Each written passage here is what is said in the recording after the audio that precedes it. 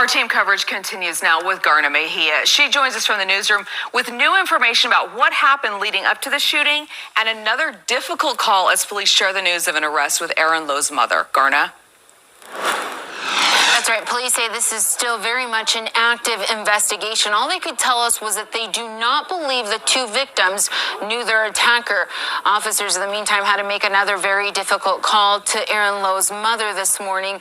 She tells us that she knew it immediately as soon as that phone rang, what that call would be about.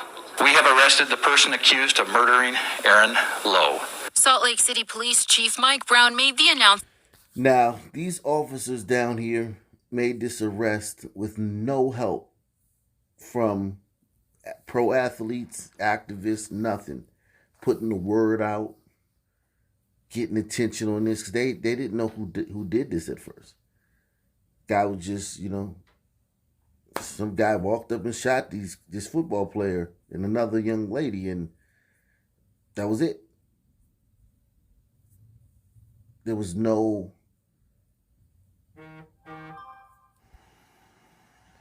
The players didn't say, man, you killed one of our brothers, one of our own, one of the brothers from our fraternity of football players. We won't rest until you find who did this. There was no campaign justice for Aaron Lowe. None of the players sent his mom any well wishes on Twitter, on Facebook. No one offered to pay for the funeral. Radio silence from the sports world. But these cops here, these evil racist cops, they work tirelessly on this case. We have arrested the person accused of murdering Aaron Lowe. Salt Lake City Police Chief Mike Brown made the announcement during a press conference today. 22-year-old Book was named the suspect in the shooting that ended the University of Utah football player's life. Aaron Lowe's mom says she got the update early this morning. I can't get my baby back, but I know that I'll get justice. According to police, the second victim, a 20-year-old young woman, is still in critical condition. So many lives have been impacted from this senseless shooting. Police say Book was located in Draper. Detectives conducted more than 24 interviews and say they executed search warrants in Draper and Layton. We must continue to protect the integrity of this investigation. Salt Lake City Mayor Erin Mendenhall also expressed her condolences to Lowe's family. No parent should ever have to bury their child. Brown and Mendenhall declined to answer any reporter questions, but Brown said he doesn't believe the shooting was targeted. This was not a targeted attack against the university, its athletic department, or Aaron Lowe. Nevertheless, arresting documents indicate witnesses saw Book retrieve a gun from another person's shoulder bag. They saw him, quote, walk down the driveway and across the street. He fired 2 or 3 shots at the victims. Witnesses then, quote, observed Book walk up to the victims and shoot 5 or 6 more times while they were on the ground. The surviving victim later told detectives he was, quote, trying to finish them off. Okay, so this guy walked up to this football player and another young lady and shot them down, then stood over them and tried to finish them off. Finished him off, tried to finish the young lady off too.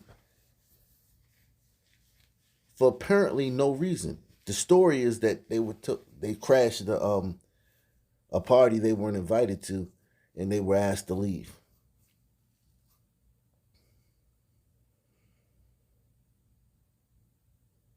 So he came back and executed these people in front of hundreds of people. I mean, most of them were running and screaming at the time, but still, in front of hundreds of people. This was a big party. I'm sure a lot of the people were inside, but still, nevertheless, could you imagine if this guy was a glacier glider? And not, he's a Sun man. This is a Sudanese too. This guy's from the Sudan. You can tell by his name and his appearance. We talking about a serious son, man. No cut, no chaser. Nevertheless, arresting documents indicate witnesses saw Book retrieve a gun from another person's shoulder bag. They saw him, quote, walk down the driveway and across the street. He fired 2 or 3 shots at the victims. Witnesses then, quote, observed Book walk up to the victims and shoot 5 or 6 more times while they were on the ground. The surviving victim later told detectives he was, quote, trying to finish them off. Book was already on probation. His long rap sheet includes aggravated robbery in October of 2019, for which he was booked into jail. Now, police also clarified that the shooting they do not believe was tied to domestic violence.